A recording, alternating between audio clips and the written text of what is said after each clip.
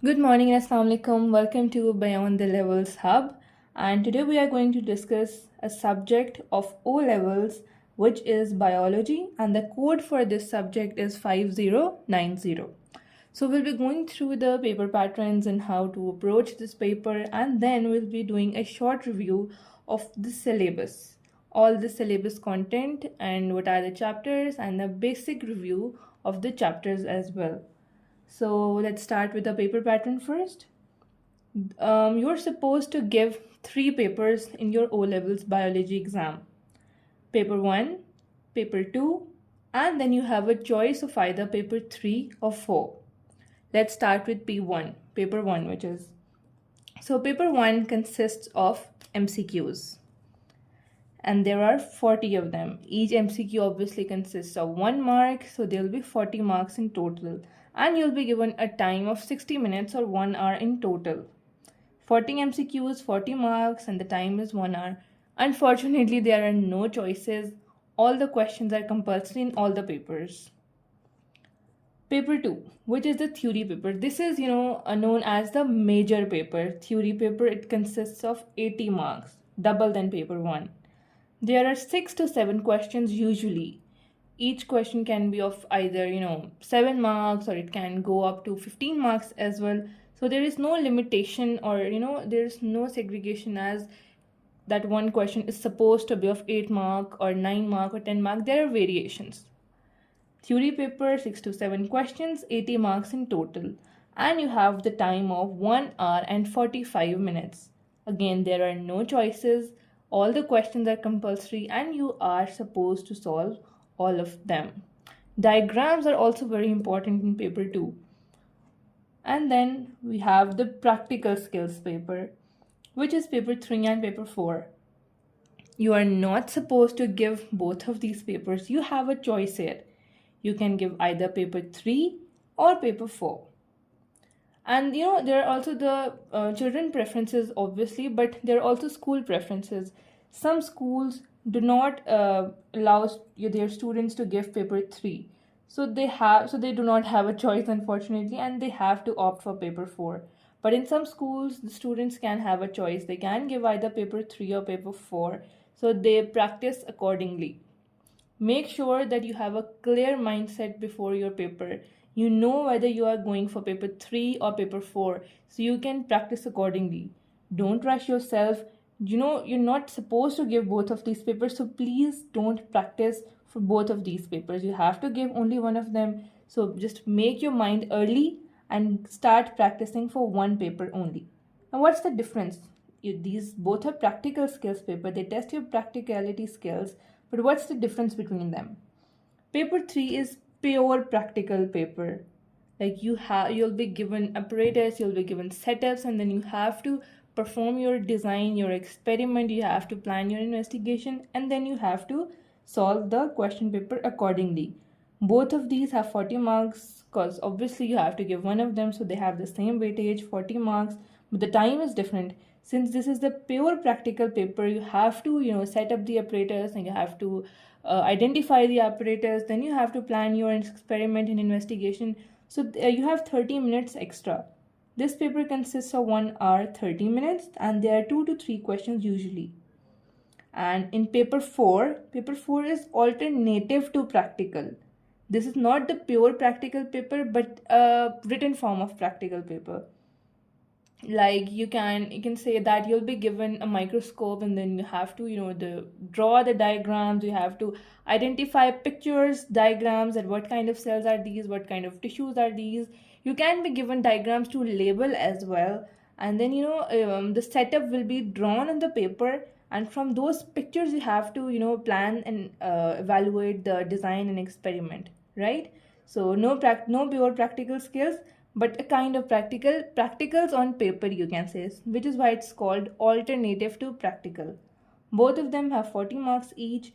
This paper has 1 hour 30 minutes, and this paper has 1 hour. Both of them have 2 to 3 questions.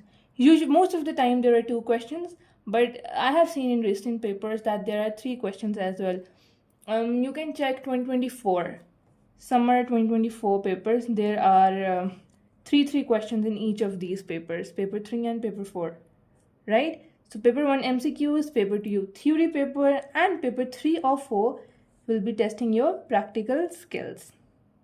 So this was about the paper patterns, and yes, no choices in either of them. You have to solve whatever the question is asking, you have to solve all the questions. All questions are compulsory.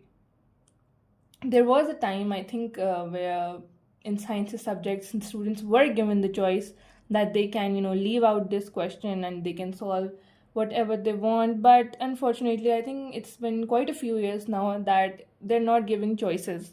All the questions are compulsory. So whatever is in the paper, you have to solve. And yes, again, please don't leave any of the question blank. There's no negative marking. If your answer is wrong, it's okay. But if you leave the paper blank, then obviously you'll be awarded 0 marks. So for the wrong answer also there are 0 marks. For leaving out the blank paper there are 0 marks. So you can just give it a try. Even if you don't know the answer, you have doubts, just don't leave the paper blank. At least write something, especially in theory paper. At least write down something related to that concept or that chapter or that topic. Even if you don't know anything, just draw a small diagram. If they're like if there's a long question of 6 marks, 5 marks, and you've drawn the diagram, maybe you'll be awarded a mark or two, even if you haven't written anything. So just don't leave out anything blank. Examiners don't like the blank papers at all. So yeah, moving to the second part, the syllabus of this. So total chapters which you'll be going through are 19. A lot, obviously, but 19 chapters in total. Number 1, which is a very basic chapter, cells.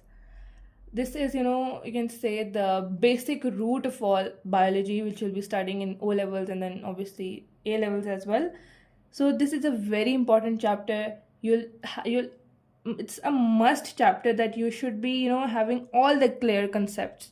Not a single concept from this chapter should be missing. So please make sure that you know each and everything from this chapter. This is the basic root of all the next chapters also. So please. And yes, the next is classification. I am sure you all have been studying it in the previous classes as well. The viruses, classes, and how you classify organisms into different groups: plants, fungi, bacteria, animalia. So all the kingdoms and stuff you'll be studying in this chapter. And this might be new for you: movement into and out of the cells. You'll be studying diffusion, osmosis, and active transport, 3 processes about how the substances move into and move out of the cells. Then biology molecules. This also you have studied previously, I'm sure of. Proteins, water, lipids or fats, carbohydrates, vitamins. You'll be studying about them in detail over here. And then yes, this might be a new word for you, but this is again a very crucial chapter, because this is, when you'll be studying this chapter, you'll think it's very easy because there aren't long concepts in it. But this chapter will be, very useful in other chapters also, because there will be a lot of concepts from this chapter which will be tested in other chapters. And even this chapter is also linked with chemistry. You'll also be studying a bit of this in chemistry. So this is also a very important chapter. And then again, plant nutrition, very easy, photosynthesis and glucose and how it's transported, which will be studying here. Plant nutrition, and then the transport in flowering plants. These 2 chapters are linked with each other. Of course, when you have talked about plant nutrition, then what's left? Human nutrition. It's basically your digestive system. And then human gas exchange and respiration. These 2 chapters are also linked, but many students confuse them as one. This is not a one chapter, guys. These are 2 different, distinct chapters. Gas exchange is a physical process, while respiration is a chemical process. Make sure you know the difference. It's also very important, but these chapters are linked, but not one. 2 different chapters, not one. Then transport in humans. Can you guess which chapter or which system could this be? Hint. Heart. Circulatory system. So this is circulatory system. And disease and immunity. Okay, so this was one of my favorite chapters. I don't know why, but in biology, all of the time you are mostly studying this system, that system. But honestly speaking, I liked this chapter more than all the systems, disease and immunity. You'll be studying a couple of diseases over here, their symptoms and how you can treat them, their prevention and stuff. So this is a very good chapter. Excretion, mainly your urinary system. Excretion, and this is also about the mammals, humans, mammals.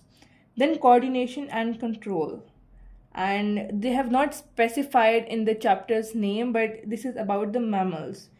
I guess they should have written in mammals, but this is about the mammals. And the system here involved is your nervous system. But you'll also be studying your hormonal system over here, mainly, but it's nervous system. And then look, here they have specified, but they haven't specified in this. But here they have specified coordination and response in plants. So similarly, like you studied in the humans, you'll be studying in plants too. And this is the chapter development of organisms and continuity of life. This is your reproductive system. And then there are last 3 chapters over here. Inheritance. I used to hate this chapter, honestly, but it's also a very important chapter because there are a lot of concepts to be learned here, lot of new things for you. And then biotechnology and genetic modification. It's all about biotech, how organisms can be, used to manufacture medicines, some of the food resources, and it's all about that, the manufacturing of medicines and the uses of microorganisms basically. And then relationships of organisms with one another. This might sound a very unique name for the chapter, but it's all about ecology. You have studied a lot of these things in your science and your geography. It's all about that. Very easy. Ecology. It's super easy. Nothing new. Most of the things, 90% of the things I promise you, you'll be have studied before, but 10% of the stuff will be new, but most of the stuff will be the old. Like you'll be knowing all of the stuff when you'll be going through this chapter. You'll say, oh, I know this before. Oh, I know this before. It's basically nothing. It's just the name is very, the name looks very dangerous, but it's nothing obviously difficult in this chapter. So these were the 19 chapters, and no choices, of course. You have to study all of them. You have to learn all the concepts. You have to go through each and every chapter. But what you can do is you can definitely make linkages between chapter, like plant nutrition and then its transport. These two are linked. Then respiration and gas exchange, these are linked. Even the human nutrition and transport, these two could be linked too. And these two are linked. Coordination and control, this is in mammals, this is in plants. And yes, this, the reproduction and inheritance, these are also somewhat linked. So yeah, and these first 4 chapters, these are very basic. These are like basis of biology. So most importantly, you should know each and every concept in these 4 chapters, because these are the basis of all the next chapters. Even in the A levels, you'll be needing concepts from these chapters. So make sure you know all these chapters very in detail. Study these 4 chapters in detail, please. And yeah, about books, honestly guys, in O levels there are a lot of books. In A levels there are though limited editions, but in O levels there will be a lot of books. You'll see your fellows and friends studying different book than you, but it's okay. It's completely okay. Please don't go for multiple books. It will just confuse you. Just go for one single or maximum 2 textbooks. Otherwise, one is more than enough. You can ask your teachers, you can ask your fellows. Choose the book that your school supports, your teacher prefers.